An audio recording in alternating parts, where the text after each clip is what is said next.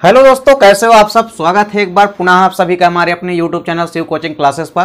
दोस्तों आज की इस वीडियो में हम क्लास 12 बायोलॉजी एनसीईआरटी चैप्टर 11 में देखिए आज का जो हमारा टॉपिक है दोस्तों, आज हम देखेंगे जो अनुवांशिक अभियांत्रिकी होती है। ठीक है, तो अनुवांशिक अभियांत्रिकी इसको हम जेनेटिक इंजीनियरिंग कहते हैं इंग्लिश के अंदर। ठीक है, तो सबसे पहले तो आइए इसकी डेफिनेशन देखते हैं कि जो बेसिकली अनुवांशिक अभियांत्रिकी या जेनेटिक इंजीनियरिंग होती क्या है।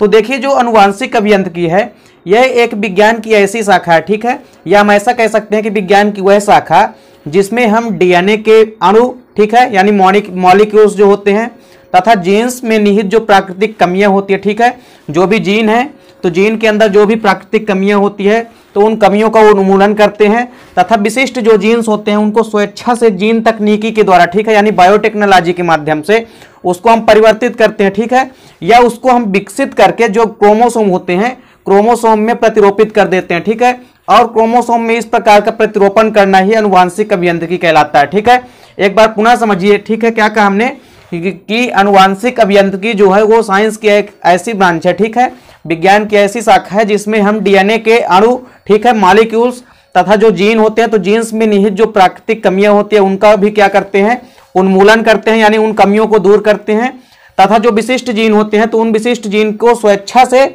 जीन तकनीकी के द्वारा, ठीक है, यानी बायोटेक्नोलॉजी के थ्रू हम क्या करते हैं, उसको परिवर्तित करते हैं। ठीक है, वह विकसित करके गुणसूत्रों में प्रतिरोपित कर देते हैं। ठीक है, यानी उनमें जो कमियां हैं उन कमियों को दूर करके उनकी जगह अच्छे गुणों का विकास करके उसको हम जेनेटिक इंजीनियरिंग को क्या करते हैं, जीन तकनीक को हम बायोटेक्नोलॉजी के माध्यम से क्या करते हैं, उसको सही तरीके से बना के उसको गुणसूत्रों में प्रतिरोपित कर देते हैं और इस प्रकार से प्रतिरोपित करना ही अनुवांशिक अभियांत्रिकी कहलाता है या जेनेटिक इंजीनियरिंग कहलाता है। ठीक है, देखिए जो जेनेटिक इंजीनियरिंग है तो इसके क्षेत्र में जो पॉल वर्ग थे उनका योगदान प्रमुख था, जिस कारण से जो पॉल वर्ग हैं तो पॉल वर्ग को ही जेनेटिक अभियांत्रिकी का पिता कहा जाता है। ठीक है, यानी जेनेटिक इंजीनियरिंग का पिता कहा जाता है। ठीक है, फादर साहब जेनेटिक इंजीनियरिंग किसे कहा जाता है, पॉल वर्ग को कहा जाता है। ठीक है, अभियांत्रिकी का पिता कहा जाता है, अनुवांशिक अभियांत्रिकी का पिता।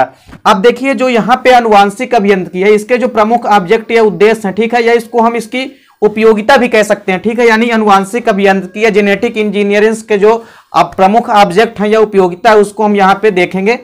तो देखिए जो अनुवांशिक अभियांत्रिकी है तो इसका प्रमुख उद्देश्य क्या है। देखिए किसी भी जीव में गड़बड़ी युक्त अनुवांशिक पदार्थ अथवा जीन को सही जीन द्वारा प्रतिस्थापित करना। ठीक है, देखिए जो पहला यहाँ पे बेसिक उद्देश्य है वो क्या है कि कोई भी यदि पर्टिकुलर जीव है, ठीक है, उसमें यदि कोई गड़बड़ी है, ठीक है, तो गड़बड़ी युक्त यदि उसमें कोई जेनेटिक मटेरियल्स है यानी अनुवांशिक पदार्थ यदि कोई गड़बड़ है तो उसको क्या करते हैं, जीन को सही जीन द्वारा प्रतिस्थापित करते हैं। तो जो अनुवांशिक पदार्थ में जो जीन है तो उन गड़बड़ जीनों को क्या करते हैं, सही जीनों में हम क्या करते हैं, प्रतिस्थापित कर देते हैं या उनकी जगह चेंज कर देते हैं। ठीक है, तो इस प्रकार से अनुवांशिक अभियांत्रिकी से क्या करते हैं, हम जो भी कमियां हैं जीन में उसको हम उसकी जगह में दूसरे जीन को ला सकते हैं। ठीक है, देखिए दूसरा यहाँ पे क्या है प्रमुख उद्देश्य कि जो गलत क्षारक है, ठीक है, यदि मान लीजिए कोई गलत क्षारक क्रम को सही क्षारक क्रम में करके होने वाले रोगों से निदान प्राप्त करना। ठीक है, देखिए यहाँ पे समझिए, जैसे मान लीजिए कोई हमारे पास क्षारकों का क्रम है, जैसे मान लीजिए हमारे पास एडेनिन, ग्वानिन, साइटोसिन और थाइमिन 4 प्रकार के नाइट्रोजनी क्षारक बेसिकली होते हैं। तो इन चारों नाइट्रोजनी क्षारकों में, ठीक है, यानी चाहे वो एडेनिन हो, ग्वानिन हो या साइटोसिन हो तथा थाइमिन, ठीक है, यदि वो अपने एक निश्चित क्रम में व्यवस्थित है, ठीक है, अर्थात वो सही क्रम में व्यवस्थित हैं तब तो ठीक है, और यदि वो गलत क्रम में व्यवस्थित हैं, ठीक है, तो उनसे क्या हो जाते हैं, रोग उत्पन्न होने लगते हैं। और यदि रोग उत्पन्न होने लगते हैं तो उन रोगों को सही करके अनुवांशिक अभियांत्रिकी के अंतर्गत क्या करते हैं, उससे हम बच सकते हैं या रोगों का निदान प्राप्त कर सकते हैं। ठीक है, यहाँ पे फॉर एग्जांपल आप समझिए, देखिए जो उदाहरण है यहाँ पे, तो मनुष्यों में जो हीमोग्लोबिन बनाने में क्या होता है, जीन में केवल एक क्षारक प्रतिस्थापन द्वारा सिकल सेल एनीमिया रोग हो जाता है। ठीक है, देखिए क्या होता है यहाँ पर, तो क्या कहा दोस्तों हमने कि देखिए क्या होता है, जैसे मान लीजिए क्षारकों का क्रम जो है, ठीक है, वो गड़बड़ हो जाता है तो उन गलत क्षारकों के क्रम को सही करके हम कई तरह के रोगों से बच सकते हैं। ठीक है, एग्जाम्पल के लिए यहाँ पे देखिए, जैसे मान लीजिए मनुष्य में जो हीमोग्लोबिन बनाने वाले जीन होते हैं, ठीक है, उनमें केवल एक क्षारक के प्रतिस्थापन द्वारा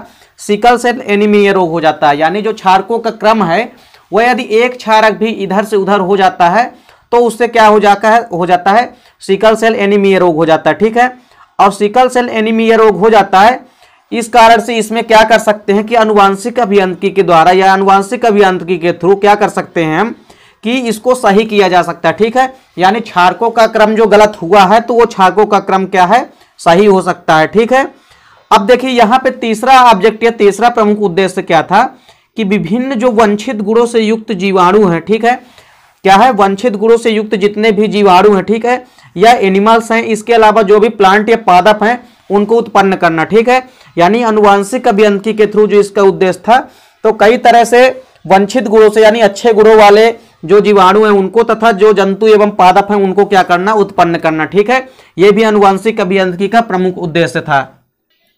देखिए चौथा प्रमुख उद्देश्य क्या था आनुवांशिक अभियांत्रिकी का या जेनेटिक इंजीनियरिंग का, कि मनुष्य में पाए जाने वाले विभिन्न रोगों के लिए डायग्नोस्टिक किट को तैयार करना। ठीक है, देखिए डायग्नोस्टिक किट को तैयार करते हैं जिससे विभिन्न रोगों से क्या कर सकते हैं, हम सुरक्षा प्राप्त कर सकते हैं। ठीक है, तो मनुष्य में पाए जाने वाले विभिन्न रोगों के लिए जो डायग्नोस्टिक किट को तैयार करना, यह भी किसका ऑब्जेक्ट था, यह भी प्रमुख उद्देश्य या इस उपयोगिता हम कह सकते हैं किसकी, जेनेटिक इंजीनियरिंग की या आनुवांशिक अभियांत्रिकी की।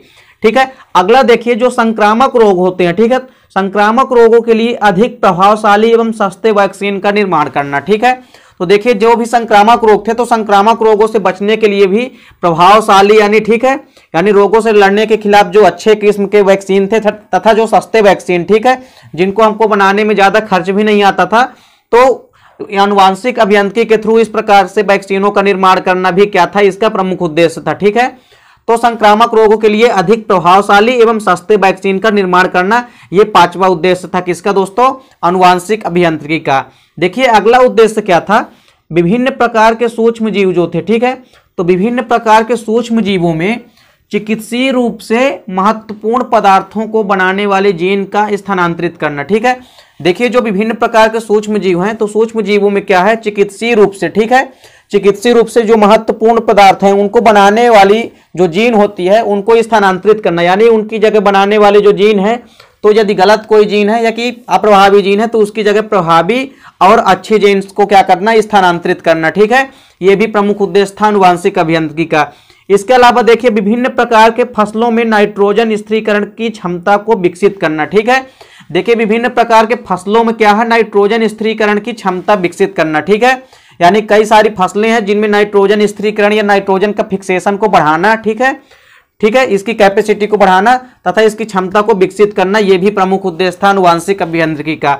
देखिए अगला उद्देश्य क्या था, विभिन्न प्रकार के जीवों की उत्पत्ति तथा विकास की प्रक्रिया को समझाना। ठीक है, विभिन्न प्रकार की क्या है, जीवों में जो उत्पत्ति है यानी ओरिजिन, आप यहाँ पे जो एनिमल्स या जीव हैं तथा उनके विकास यानी डेवलपमेंट की जो प्रक्रिया है पूर्व को समझाना, यह भी आनुवांशिक अभियांत्रिकी का प्रमुख उद्देश्य था। ठीक है, अगला देखिए अगला उद्देश्य क्या था, जो भी पालतू जानवर हैं, ठीक है, पालतू जानवरों एवं फसलों के किस्म को उत्पन्न करना। ठीक है, यानी जो पालतू जानवर हैं और इसके अलावा जो फसलों की अच्छी किस्म है उसको भी उत्पन्न करना जेनेटिक इंजीनियरिंग या आनुवांशिक अभियांत्रिकी की प्रमुख उद्देश्य था। ठीक है, अगला पॉइंट देखिए क्या है, आनुवांशिक रूप से परिवर्तित जीवों का विकास करना। ठीक है, यह बहुत इंपॉर्टेंट पॉइंट है, देखिए इसको आप नोट डाउन भी करिए, क्योंकि आनुवांशिक रूप से परिवर्तित जीवों का विकास करना, ठीक है, यानी एक जीव के जीन्स को दूसरे जीव के जीन्स में परिवर्तित करना भी मानव आनुवांशिकी या आनुवांशिक अभियांत्रिकी का प्रमुख उद्देश्य था। ठीक है, और देखिए यहाँ पे क्या है, अगला पॉइंट क्या है कि आनुवांशिक रूप से परिवर्तित भोज्य पदार्थों को भी विकसित करना। ठीक है, तो जो आनुवांशिक रूप से परिवर्तित भोज्य पदार्थ है उनको भी विकसित करना आनुवांशिक अभियांत्रिकी का प्रमुख उद्देश्य था।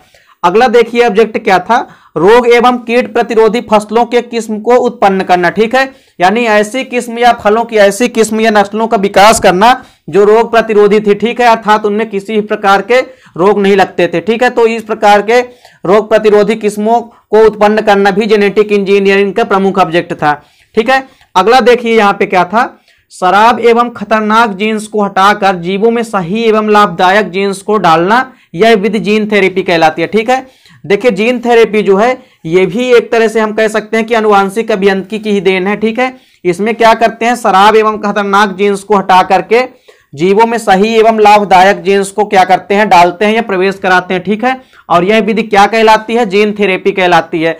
तो इस प्रकार से दोस्तों यहाँ पे ये पॉइंट भी आपको समझ में आ गया होगा। देखिए अगला क्या है, डीएनए फिंगरप्रिंटिंग द्वारा अपराधियों की पहचान तथा पैतृक अड़चन का समाधान। ठीक है, ये भी बहुत इंपॉर्टेंट पॉइंट है। देखिए जो डीएनए फिंगरप्रिंटिंग है, ठीक है, इसको हमने प्रीवियस वीडियो में डीएनए फिंगरप्रिंटिंग क्या होती है, इसकी उपयोगिता तथा इसकी विधि को हमने डिटेल से आपको करा दिया। ठीक है, तो आप प्रीवियस वीडियो में जाकर के देख सकते हैं। ठीक है, या प्लेलिस्ट में आप जाके देख सकते हो। ठीक है, वहां पे आपको डीएनए फिंगरप्रिंटिंग बेसिक के साथ आपको मिल जाएगा। ठीक है, तो इस प्रकार से देखिए जो डीएनए फिंगरप्रिंटिंग है, तो डीएनए फिंगरप्रिंटिंग भी आनुवांशिक अभियांत्रिकी की ही देन है। ठीक है, या जेनेटिक इंजीनियरिंग की ही देन है। तो आनुवांशिक रूप से जो फिंगरप्रिंटिंग है, तो फिंगरप्रिंटिंग के द्वारा क्या करते हैं, अपराधियों की पहचान करते हैं। ठीक है, तथा जो पैतृक अड़चन है, ठीक है, उसका भी समाधान करते हैं। पैतृक अड़चन का मतलब होता है, जैसे देखिए कोई माता या पिता क्या कहते हैं कि ये पुत्र क्या है, मेरा है। ठीक है, तो इस प्रकार से क्या होता है, वहां पे जो पैतृक के लक्षण भाव व्यक्त हो जाते हैं। ठीक है, तो वहां पे हम डीएनए फिंगरप्रिंटिंग के माध्यम से पता लगा सकते हैं कि जो भावी बच्चा है वो माता का है या पिता का है। ठीक है, तो इस प्रकार से डीएनए फिंगरप्रिंटिंग के माध्यम से हम पैतृक अड़चन को भी समाधान कर सकते हैं। ठीक है, अगला पॉइंट क्या है, देखिए आर्थिक रूप से महत्वपूर्ण जीवाणु, ठीक है, तथा पौधे एवं जंतुओं में स्थित जीनोम की मैपिंग। ठीक है, जीनोम की मैपिंग करना। ठीक है, यानी जितने भी यहाँ पे आर्थिक रूप से जो महत्वपूर्ण, ठीक है, इंपोर्टेंट जितने बैक्टीरिया हैं और जो भी प्लांट और एनिमल है उनको स्थित रूप से उनकी मैपिंग करना या जीनोमिंग करना। ठीक है, तो ये भी आनुवांशिक अभियांत्रिकी का प्रमुख ऑब्जेक्ट था। ठीक है, तो इस प्रकार से दोस्तों उम्मीद करता हूं कि जितने भी यहाँ पे जेनेटिक इंजीनियरिंग के ऑब्जेक्ट हैं या उपयोगिता है उसको आपको समझ में आ गए होगा। ठीक है, पेपर में अक्सर पूछा जाता है दोस्तों, तो आपसे यदि 2 या 3 नंबर के क्वेश्चन में आता है तो भी आपको अच्छे से पढ़ना है, और आपसे ये लॉन्ग क्वेश्चन में भी पूछ सकता है। आनुवांशिक अभियांत्रिकी का जो प्रमुख ऑब्जेक्ट है या उपयोगिता है उसको आपको बताने के लिए। ठीक है, तो इस प्रकार से आप इस क्वेश्चन को डिटेल से तैयार कीजिए। ठीक है, क्योंकि ये 5 नंबर के क्वेश्चन में भी अक्सर पूछा जाता है। तो उम्मीद करता हूं दोस्तों कि वीडियो आपको समझ में आ गई होगी।